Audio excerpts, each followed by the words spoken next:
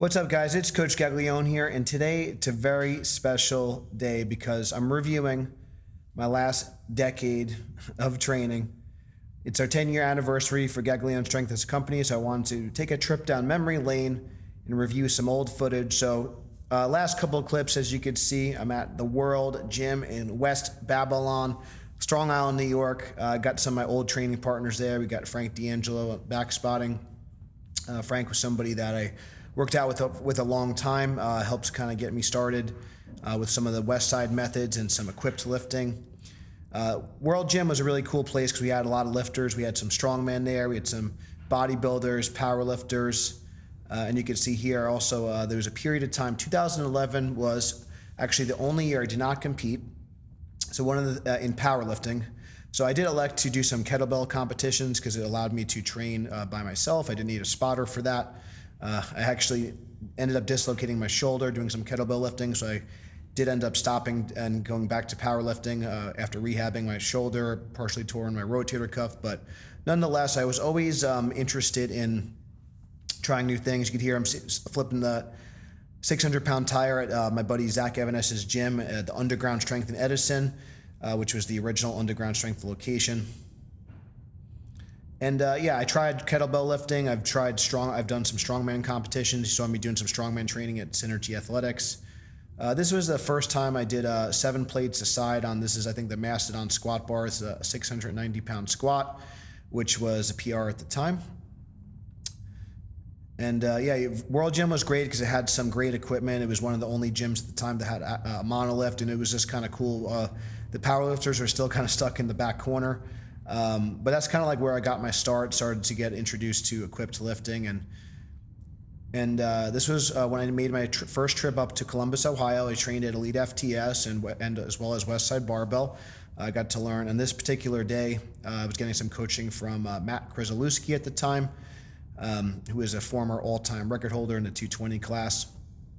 Here I'm doing some bench shirted work with some boards. And like I mentioned before, I've dabbled in some strongman training, dabbled in kettlebell lifting. I have not done a weightlifting contest yet, so maybe I'll do that. And this is a seminar with Steve Maxwell and James Smitty Smith of the Diesel Crew, also done. So that was a really fun, it was called the Widowmaker. A little bit more kettlebell lifting, and this was some strongman training that I did at the Elite FTS compound. And this was some training I did with Tony Gentilcore, very well-known strength coach who was a former co-owner of Cressy Performance. So this was, I took a trip to Massachusetts, did some observational internships at Cressy Performance, as well as Mike Boyle Strength and Conditioning, to learn about how to train some athletes. You can see Dave Tate in the background here doing some log training at Elite FTS. So especially that first year in business, I really tried to learn a lot. And this was my final kettlebell competition before I dislocated my shoulder. And this was when I elected to go from personal trainer to running my own business. I ultimately decided that I couldn't make the same impact working for somebody else, so I decided to train on my own. Here's one of my first sessions ever training at Westside Barbell, doing some speed work with band, because when in Rome, right? So that was a really cool experience. I got to learn a lot from Louis Simmons on that particular day. You can see Joe Meglio in the background there. Joe Meglio, very, very successful gym owner, and doing some training here with Tony Gentilcore, again at Cressy Performance. So I did a lot of traveling early on. Another strongman training at Elite FTS compound. So I did a lot of visiting of other gyms. I did a lot of traveling all over the Northeast specifically. This was a fun day. This was the first time I met Mark Smelly Bell and then my former coach, Jesse Burdick. Jesse Burdick's excellent powerlifting coach. So I was learning some sumo technique. This was the first time I learned the sumo technique. And those techniques from Jesse Burdick and Mark Bell helped me in route to my first 600-pound deadlift, which you're going to see in a second. I get pretty excited about. The 600-pound deadlift was something that I really worked hard for a long time because I was stuck for a while. As I got heavier, it was much harder for me to get down to the bar. So I was really excited to pull 600 on this day, and this was when we moved into our Farmingdale location, and this was our first location outside of the wrestling club. This was my first meet after losing some weight. You can see Dave Hoff is one of the judges there. I believe that was a 500-pound bench press in the shirt. And then we ended this meet at midnight. You can see Mark Greenstein in the background there. Mark Greenstein at the time was a homegrown guy, and he later played a really big role in training, which we'll get to in a second. But here was my first 800-pound squat in competition. This was an 850-pound squat, and this was my first nationally ranked lift. You can see I dipped to kind of get depth there, which is not like the best technique, but that's what I needed to do to get white lights on that day. Everyone was getting fired up. That was the biggest squat of the day at that particular meet. And that was the first time cracking the 1,900-pound barrier for me. And then from there, I really started to put weight back on. I really was trying for a 900-pound squat. I was trying for a 2,000 plus total. And I kept falling short, and I have fallen short even up until this day. So I am still working toward that goal. But I did learn a lot. I learned a lot. I really pushed my body towards its limits. I started to let my body weight kind of creep back up. As you can see, I'm getting bigger and bigger. So in that last video, I was about 285 pounds, and that was after losing about 60 pounds. So in this particular video, I ended up actually bombing on the squat, and if my squat had counted, I would have totaled about 2,100 on this day. So this was like the strongest I ever was. That was a very strong 600 pull. I ended up pulling 640 in that day, and this is an 840-pound squat that was turned down for depth. I mean, as you can see, I'm just wearing a pair of knee wraps here, and I am wearing just one pair of briefs. So I mean, this is as strong as I ever was. You can see Dominici in the background. Is a lean and mean Dominici. Dominici was the first man to total 2,000 from our team, and he later went on to squat 900 pounds on his own. So that was one of the squats that I felt like should have counted, but nonetheless, I did not get credit for that lift on that particular day. On this particular meet, this was the first time I did a 20-plus pound weight cut. I made the 275 class. I did it alongside Mark Greenstein, and I always want to use myself as a guinea pig first. So I did a 20-plus pound weight cut. I weighed in at 273, and I recomped to 296 on this particular day. And this is actually my best total I've ever had. I ended up totaling 1950 on this particular day. And you can see Mark Chalet, was a famous lifter. He's the head of the IPA. He's walking around pretty good. This was years ago. So I ended up was not successful, but I did try for a 655 deadlift, which would have given me a 2,000 total. Was not successful, but was very close. Gave it hell. And this was the same meet that Mark Greenstein totaled 1825 at 198, and that was very notable because it was. Fifth all time. Mark Greenstein was a homegrown guy. He proved that our system could work for a homegrown guy, and he was fifth in the world at the time. So that was really cool. You could see a 605-pound good morning. You just saw her there, which is pretty crazy. So I did a lot of crazy things. I've tried a lot of stuff. You can see the bamboo bar there. I mean, if there is a method, we tried it. I tried it. There's call that an Anderson squat or an Anderson good morning suspended from the pins. We did a lot of crazy training. Definitely utilized a lot of different methods and a lot of different exercises. I believe that was a 625-pound deadlift. As you can see, I always kind of struggled with the lockout when I was bigger. This was a cool day. This was after a seminar with Stan Efforting. This is my 700-pound deadlift, which is an all-time PR for me to this day. You can see I got really excited. That was also the day I met with Larry Wheels, and Larry Wheels deadlifted 700 for 3 at 19 years old on that particular day. This is one of my best raw squats ever. This is a 700-pound raw squat. Pretty strong lift there. So that was, didn't really do too much in roll. This is a 700-pound reverse band deadlift. So 700 pounds is something I have not been able to successfully achieve in competition quite yet. I did get one white light in a competition with 700. So that's another thing I would like to cross off my bucket list before I hang my singlet up, so to speak. This is a 750-pound squat. We got Black Tom Cruise side spotting there. This is one of our events that we did. We did an event with Stan Efforting and Larry Williams here. A little squirrely there. Stan wanted to use a regular 45-pound bar, which made it a little crazy. This is one of my better training lifts, I believe. I'm not sure if this might be a 900-pound squat, which I move really well. And this is around the time I decided to make some changes for my health. Since I was unsuccessful with several attempts at totaling 2,000, I just was not even healthy enough to finish a meet. But one thing, I did end up squatting 900 in competition, which you'll see in a later video. And I wanted to just, give this 1,000-pound squat a try. So I didn't really care to do it in a meet. I just wanted to, being so close to a grand, I just wanted to do that. So I ended up deciding to do that as an exhibition lift in 2017. So this is a 900-pound squat that was moved really, really extremely well. I mean, it was, just a very comfortable lift, as comfortable as 900 pounds could be. So I elected to just, again, this was an exhibition lift, so I elected to go right to 1,000. I believe I could have squatted probably like around 950 pounds to a good standard on this particular day. But since this was an exhibition lift, and this is something I wanted to do, just a bucket list item, if you will, I wanted to kind of cross off.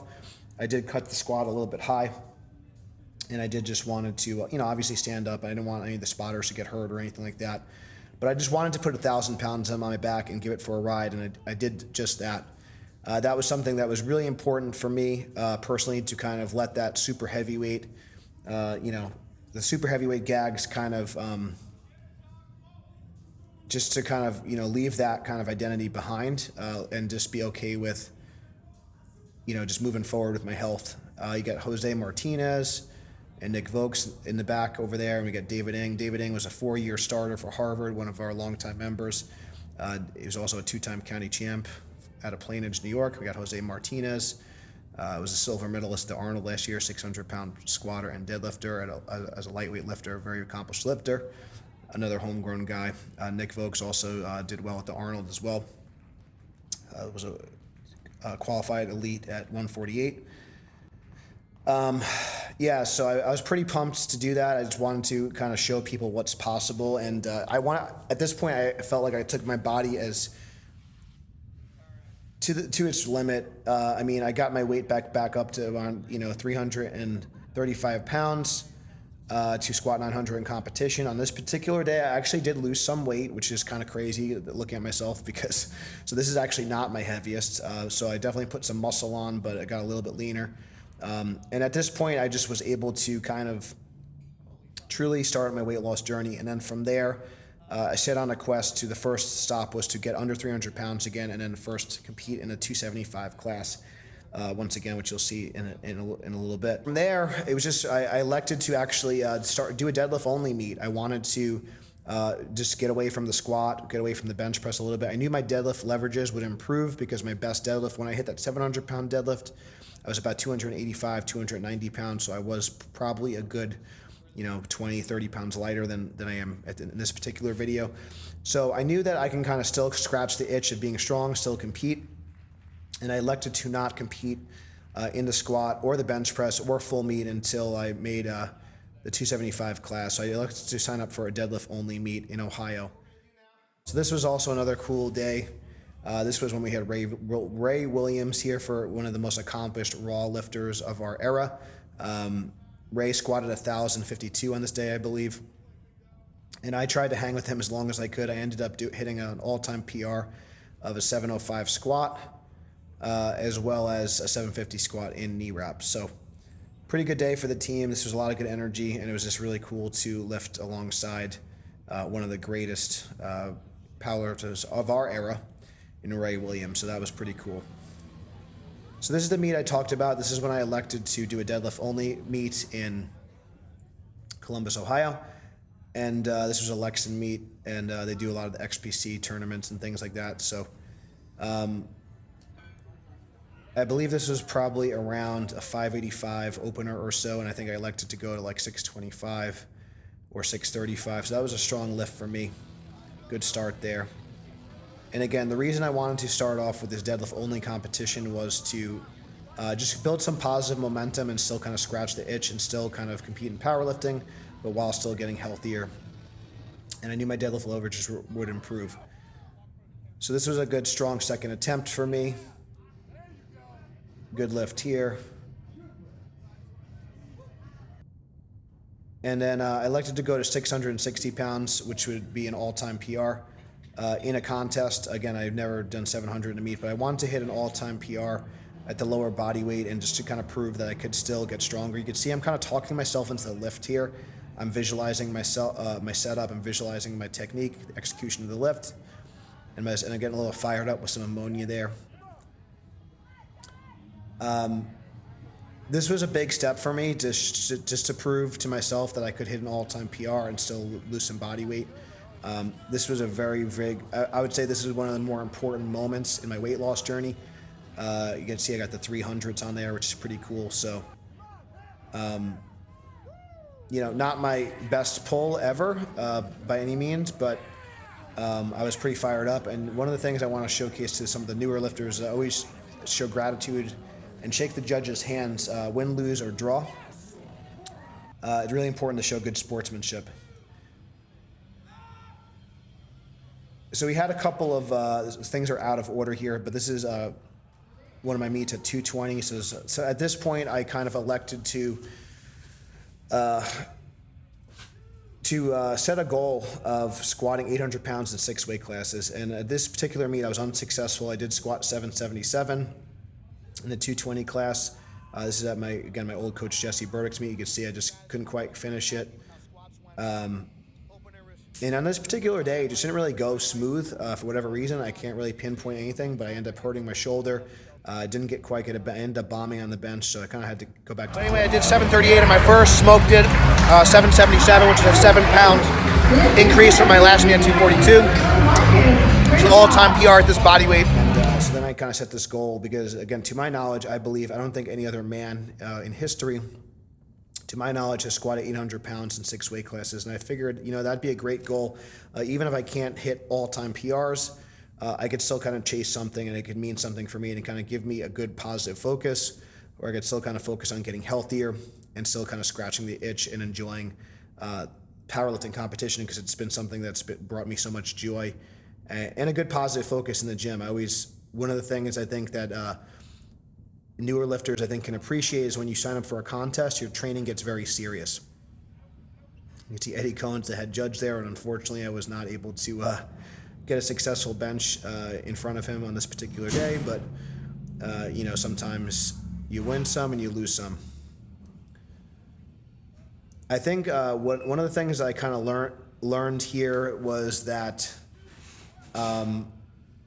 it's really important to manage your expectations when you're doing a weight cut, and I kind of realized I don't think I kind of quite filled out my upper body after the weight cut in this particular day, and that kind of really caused some issues in the bencher. You can see on that one I had to just have them take it.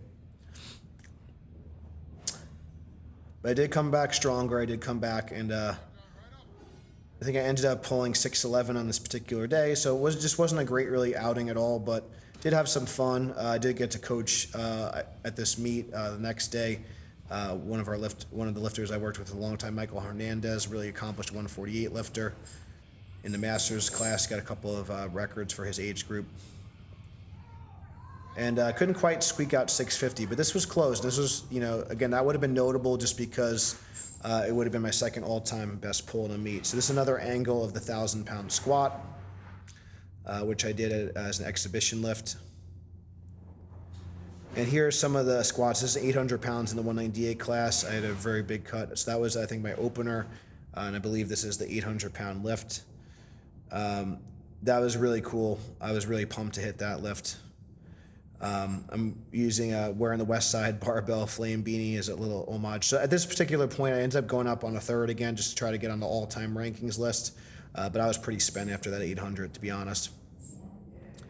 And again, I ended up still kind of dealing with the aftermath of that shoulder injury. Did end up not getting a bench in on this particular day. And then I elected to let my body weight come up a little bit, and I ended up squatting 835 in the 242 class. And I kind of rounded out all of my lifts. So this was the 850 in the 308 class, which I did at a 285 body weight. And this was when I successfully squatted 800 in the 220 class. This was after the Slingshot Record Breakers meet. This is 900 pounds of super heavyweight. I got a white light from Pat Susko here. And then, you know, this was another angle of the 800 pounds, my only 4 times body weight squat in competition. Very proud of this lift. And this was the 805 in the 275 class. And then from there, I did my first bodybuilding show, which was cool. So I ended up taking about 10 months off from from competing in powerlifting, and I just figured what would be more icing on the cake than doing my first bodybuilding show and seeing how lean I can get. That was a journey in itself, and I'm really excited to continue on with incorporating bodybuilding into my routine, as well as getting on stage once again and trying to do even better this time. But I wanted to kind of show people what was possible, that someone could be obese and get lean and even get stage ready. So while I don't think I was the best, I'm Jay Cutler by any means, I thought I looked damn good on stage and I felt like I belonged there. I ended up taking second place at the Mr. America contest. And I was really proud of my performance. And the thing I was most proud of is that my shows that I tried to do got canceled over 6 times in 2020, this because due to COVID. And I never quit, and I continued to train. I continued to work with Sean Patrick Cody on my diet, and I did eventually hit my goal of being on stage. And I think what's going to be really cool about using powerlifting and bodybuilding together, it's going to give my time some body to heal. It's going to give me some time to allow my body to recuperate, work on some weak points, and just kind of extend my life a little bit. So that's 10 years of competing for myself, and it's been a wild ride. It's been really a blessing to have an impact on this community, and I really hope that you guys enjoyed this video. I really hope you continue, I thank everyone that's continued to support us through this time. I feel like I'm just getting started, but I just want to give you guys a little bit of a glimpse on what my training's been like this past decade, the ups and downs, the things I've accomplished, and I hope you guys can learn from my experience, because ultimately I just want to try to lead from the front, lead by example. And I'm always experimenting myself and trying to figure out the best methods so I can kind of showcase those and deliver those to our team and for all those that are watching. So again, I really thank you guys from the bottom of my heart. I thank you guys and ladies that have supported us through the beginning. And if you're new to our page, please please subscribe for future content. We're just getting started. So cheers to another 10 years in business, and I'm definitely going to be training my butt off this next decade. So thank you guys so much for watching, and until next time, stay strong, and we'll see you soon.